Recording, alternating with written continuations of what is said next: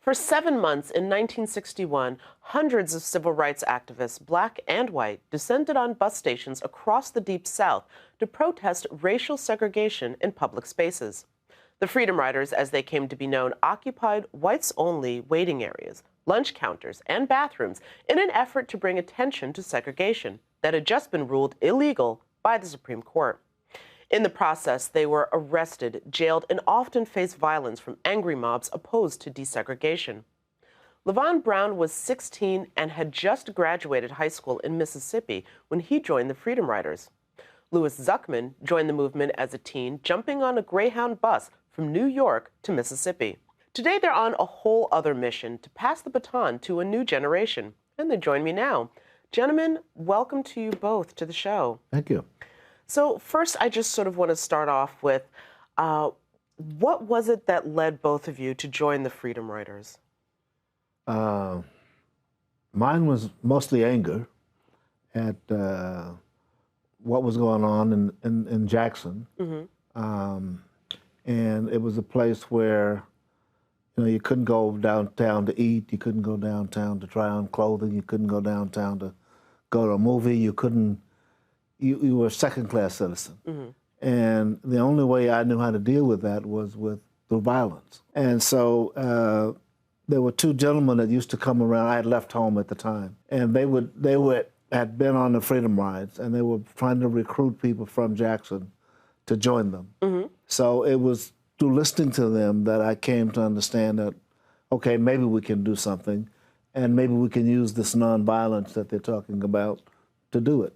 So the riots were going on. I finished high school, I think, in June. So July was the first arrest, so it didn't take long. And I was walking with James Travis down to downtown Jackson, and we passed a Woolworth where we couldn't eat. And we decided to go in and get something to eat. And we were asked to leave, that they couldn't serve us there. We said no, and they then brought the manager out. Same thing happened. So then they called the police. And we got arrested for sitting at a white lunch counter. And we were taken to jail. And I think from then on, I was involved. I stayed involved at the voter registration piece, which we did later. Mm-hmm. But it was mostly anger. And it was the fact that people like Lew and others had gotten on buses and come down and almost got killed, some of them did, to help us. And I think that, for myself, that was important to me. So that's how I got involved. And Lew, and I hate to say it, but the way so many people unfortunately look at things, it makes sense for LuVaghn to get involved. This was personally affecting his life, but you were hundreds of miles away. This wasn't directly affecting your life. Why'd you get involved?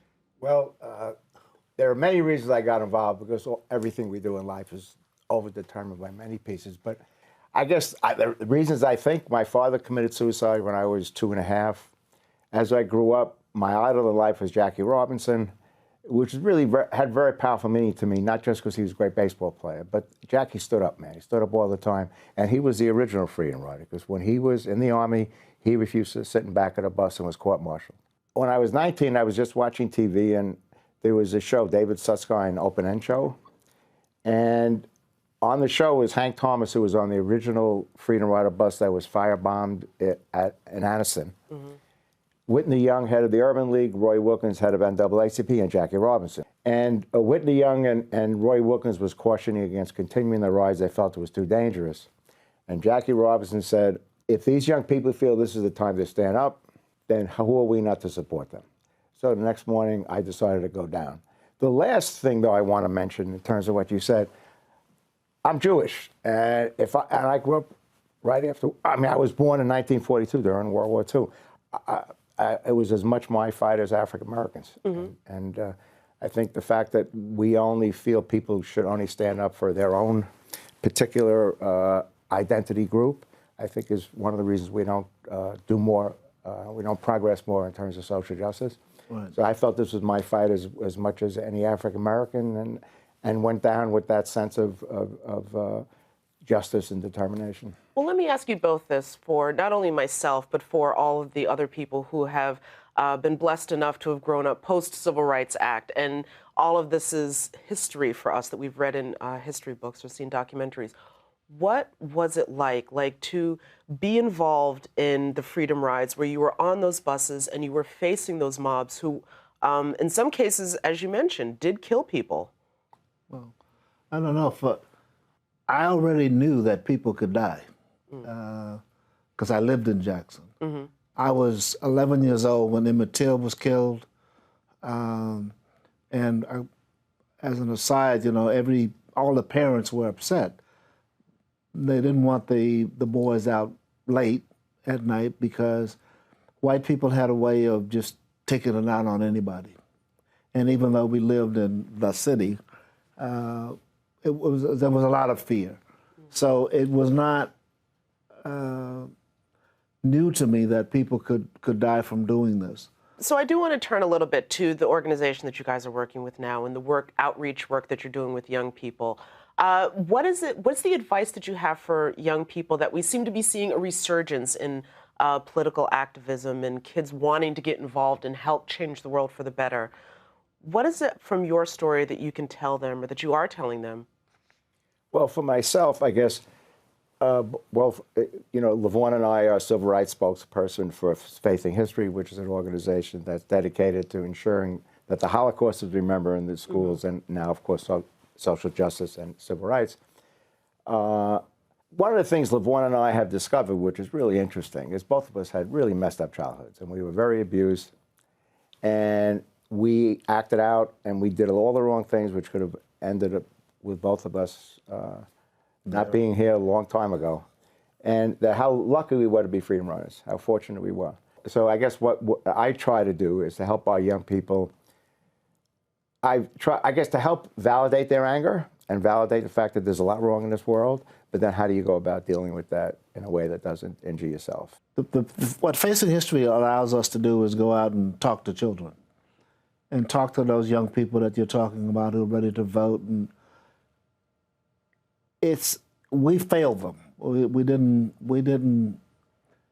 finish. The civil rights movement didn't solve everything. When they talk about things like voter registration, mm-hmm. we talk about voter registration, we talk about poll tax, we talk about whatever. Well, they're doing the same thing. In Pennsylvania, where they have the voter ID, mm-hmm. it's just like we used to fight for rights to vote. There's no such, people aren't cheating, people aren't lying, people aren't doing any of that. But the children have to fight that. And they have to be convinced that it's their fight. And they have to learn to listen to people like myself or each other or people who don't agree with them. You tell the children this, you give them direction, you tell them that even though we thought that there was nobody out there who could tell us anything, mm-hmm. there were people who got us out of jail, there were people who represented us in court, there were people who helped strategize. We can do that for them. They have to take the lead. I think, yeah, that is a beautiful note to leave it on. Yeah. Gentlemen, I want to thank you both for your bravery and for your continued work to make sure that history is not forgotten and remembered. Thank you. Thank you very much.